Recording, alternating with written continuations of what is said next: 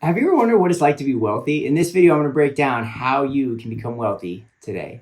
So I read this book a long time ago called The Instant Millionaire, and it really got me excited about this concept of becoming wealthy. And there's 3 steps I've taken to become wealthy. And the 3 steps that I want to talk today about are thinking about what you're thinking about, becoming conscious of what you're saying, and focusing on what you're doing every single day. So I think if you can really take control of these 3 areas of your life, you're going to see wealth amass in ways you haven't before. So really what's interesting to me is there's this doctor named Dr. Joe Dispenza. He says we think 60 to 70,000 thoughts a day, and 90% of those thoughts are the same as the day before. So as long as we're thinking that way, our life isn't going to change very much. This is his thesis, right? And I think there's a lot of truth to that, right? How many of us have been doing and saying the same things for all these years, and we find identity in that. And we get a certain level of comfort, and we get our place in the world, and we figure out, okay, well, we're like this, and we're always going to be like this, and this is something that people know us by, and this is how we're going to live up to our own identity and reputation we create for ourselves. And you kind of stay in this place where you're just comfortable enough, and maybe you're at a place where you kind of grow, but you're not really like moving the needle, but you think, man, I really would like to be wealthy.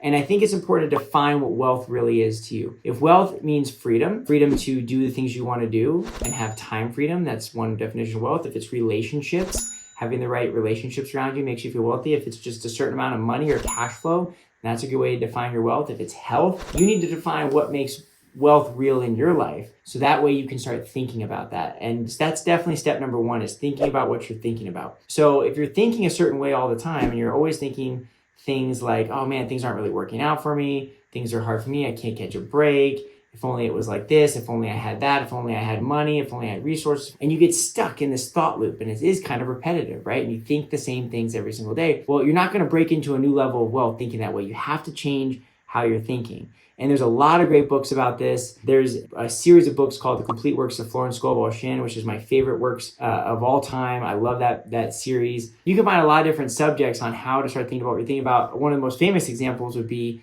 Think and Grow Rich, which is by Napoleon Hill, which is a great book and one of the catalysts for this kind of thought process. But basically, the key to it is really getting clear on what are the automatic negative thoughts that you're thinking every single day, and then writing their replacement. So figuring out, okay, well, I'm thinking this. How can I start to think something different? And you start to practice, and you start to become conscious of when you're having these thoughts. And if you can start to recognize when you're thinking this way, you can change it. And you can start to practice thinking another way. And what happens with practice and consistency, eventually it becomes the way you start to think. And there's little techniques and tricks that I'm going to talk about later that you can really supercharge this with. But that's going to be key first. If you want to start thinking about becoming wealthy, you got to get a clear vision of what wealth means. If it means having your house paid off, if it means making sure that you're the favorite person and those people that are important to your lives, if it means that you get to take 1 day a week off, whatever it is, right? If you can get a clear vision of where you want to go and what wealth means to you, and then you can start thinking about that as much as you possibly can and start thinking about thoughts that will help you align with that, opportunities will magnetize themselves. Your life will start to change. You will start to move your reality towards that.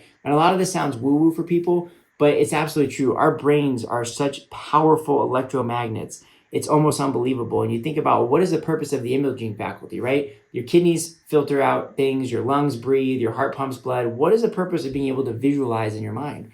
Well, to be able to give you the fact that you can control your reality and you can start to move towards these things you want to have happen, but you got to take control of your thoughts. Most people live in a very unconscious life. In fact, it's been proven by science that we live in the conscious mind 5% of our day and 95% we're in the subconscious, which means 95% of our life we're just kind of floating around based on thoughts that were there before and the thoughts from the day before that and things that were programmed for us, and we're not really thinking that much. And then 5% of the day we're thinking, oh, I'd like to be wealthy, I'd like to be in shape, I'd like to have this. And so you're living this unconscious life, right? So a lot of people go through their whole life that way, never really getting conscious of it. But if you can consciously choose what you want to have happen, and then you can start to get your subconscious to think the things that will help map you towards that action, your electromagnetic brain will pull things into your life. It's just the way it works. So it's very, very powerful. Your brain is your most powerful asset, and it's really like a magnet. It'll start to bring things into your life. Now, it is powerful to do that, but the other step is thinking about things that you're saying, and I'll even add a little bonus one, how you're feeling. So if you're feeling down and you're feeling negative and you're feeling frustrated, you're giving off a certain frequency. You need that frequency to match the objective you want to have happen. So you have to raise your frequency, you have to raise your vibration, you have to raise your feeling. And one of the ways you can do that is with your words. Your words are very, very powerful. What you say, you believe. So it helps feed that feedback loop in your mind where you're saying, okay, well, I'm saying it Now I'm starting to feel it, I'm believing it, and it's starting to come true a little bit by a little bit every single day. So things that you can say to yourself that'll really improve this is, wow, things are really working out for me. I'm really blessed. Wow, everything's coming together for me. Wow, everyone's looking to help support me and everyone loves me and things are really going my way. And you can start to put these things out there and they'll become true in your life. What you say is really, really important. If you're constantly saying negative things, if you're constantly lowering your vibration, if you're constantly letting other people steal your energy and you're cursing them or, getting frustrated or just lashing out, that's just going to keep you further and further from your goal. So again, it may be unfair, it may be unjust, you may be the victim in that moment, but if you can start to control the things you're saying, that will help you to bring that vision of wealth into your life because you will start to say it, you'll start to feel it, you'll start to think it, you'll believe it, and it shows up right after that. So again, you can pull these things into your life surprisingly quickly, but you have to take inventory of your thoughts, your feelings, and your emotions. So I'm going to throw emotions in there as well. And then the last one is really your actions. Okay. What are you doing with your time every day? Do you want to be wealthy, but then you're leaving work early every day? Do you want to be wealthy, but then you're coming home and watching Netflix? Do you want to be wealthy, but then you're actually just choosing to check out and go to the casino or go to the bar or just jump on TikTok or whatever, right? You have to map your actions towards these things or it won't work out. So again, if you want to become wealthy, you can read books, financial books. This isn't a plug for my own book. I just happen to be sitting here. There's other people's books here as well. But, you can start to read books, watch YouTube videos about finance. You can start to learn these things you want to have happen. You can start to hang out with wealthy people. This is a great way to build wealth. Figure out what they're talking about, what they're learning, what they're doing with their time. Are they putting that extra hour in at work? Are they taking the time to work on their side hustle? Are they taking their time to work on their skills, their craft, right? You look at all the greats, right? Michael Jordan, Kobe Bryant, Tom Brady, Tiger Woods, all these people that are top in their field, what were they doing? They were obsessive over their craft, over perfecting their skill or putting in extra time to be the best at what they could do. Are you putting in that time to be wealthy? Are you putting in the research and the effort and the energy? And are you executing? A lot of people become research masters, but they don't execute. You have to have the ability to execute or your dreams will not become a reality. So it doesn't really matter what phase of life you're in. I'm convinced that there is no excuse, there is no circumstance, there is no I'm too old, too young, there is no if only. It's really whenever you decide to become responsible for these things and you choose to make sure they're going to happen, because nobody's going to be responsible for your thoughts, your feelings, your words, your actions. That's your responsibility. And so while there may be circumstances that are preventing you from doing that, or you may be totally just and feeling sorry for yourself, that's not going to cut it when it comes to realizing your vision. You're going to have to move past that. You're going to have to grow and say, okay, well, how am I going to change what I'm doing to be able to get the results? So I think it was the first time I ever heard this was from Denzel Washington. And I think he was quoting his spouse. And I don't even know where the quote came from, but they said, in order to get something you never had, you're going to have to do something you've never done.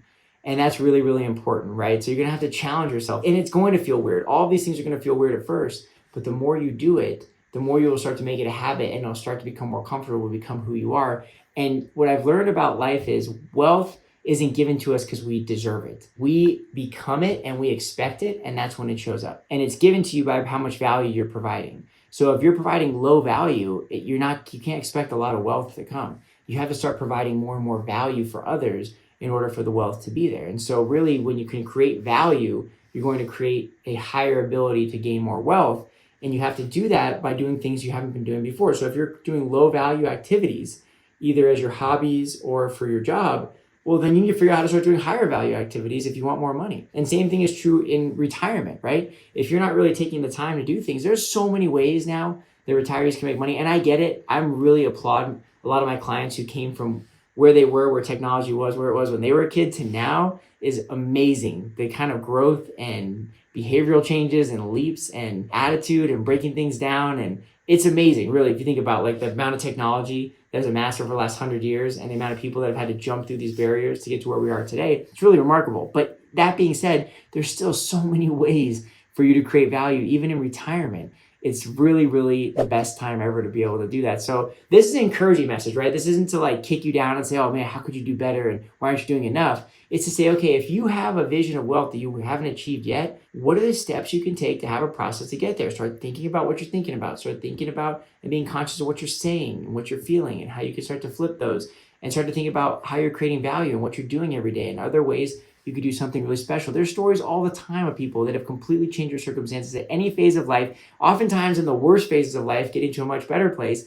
because of these steps that are important. So I'm going to give you one way you can supercharge this as I leave today. And this is going to be really important. This is something I do that's very important that I practice all the time. I like to supercharge my mind when it's in its most prime states for learning and being sensitive to how I want to show up in my day. So I look at the beginning of the day and my end of my day.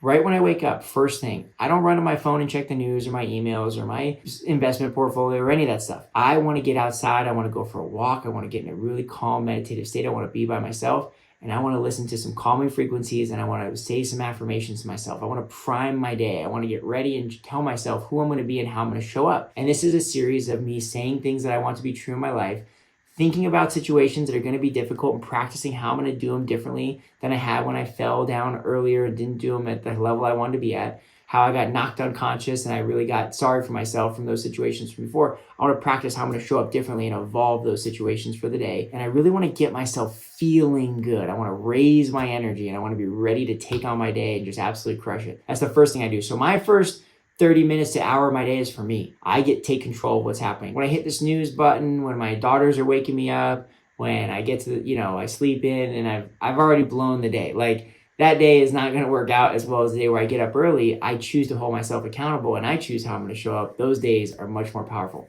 And then the second part of that is the bookend, which is the nighttime part. I'm doing the same thing. Your brain goes to different frequencies as you fall asleep. You go into these super learning states like when you're a child, and you go from when you're awake to when you fall asleep, beta, alpha, delta, theta, right? And so you're falling through these different brainwave states. When you get into those brainwave states, and I don't think they're in that order, by the way. I got to look them up. It's been a while since I've actually looked at those brainwave states. But when you're falling asleep and you go into the state of mind when you're asleep, that's when you're primed to learn and you can actually recharge your brain and your subconscious kicks in. And that's when you start to record these things you want to be true in your life going forward. So this is when I play affirmations that I home make. I tell myself things that I want to listen to about myself, right? I'm a great father. I'm a great husband. I'm a great person for my clients, to be there for everybody. I love myself. I'm grateful for my life. I'm so excited about what's happening. I can't wait to wake up tomorrow. All these things that are true, right? Like, God has blessed me. All these amazing things that I want to be true in my life, I'm listening to as I fall asleep. And as my brain starts to shut off, my conscious mind's going to bed, my subconscious kicking in, starting to play back all the things to make myself wake up tomorrow with my version of myself, it's hearing these things. So that way, when I wake up tomorrow, instead of having automatic negative thoughts, boom, I'm already thinking about the things that I want to be true in my life. And it's starting to charge that supercomputer, that 95%, to get it to play back the things that I want to be true. And that's when things start to show up in abundance. And it's a really, really powerful way to help magnetize wealth. Now, again, wealth is not just your finances, right? In fact, most wealthy people would argue that it's just a portion of wealth. It's the whole package, right? You want to have a great, well-balanced life. And so as I'm stepping into my wealth journey and magnetizing more of the things that I want to be true in my life, these are the things I'm paying a lot of attention to. It's really important to take inventory of these to figure out where you're at and where you need to go to become the version of you that's the wealthiest, that makes you the happiest. And that's what's really important. So I hope you enjoyed this video. If you want more videos like this, check out this video right here that I made about the law of attraction. Hope to see you soon.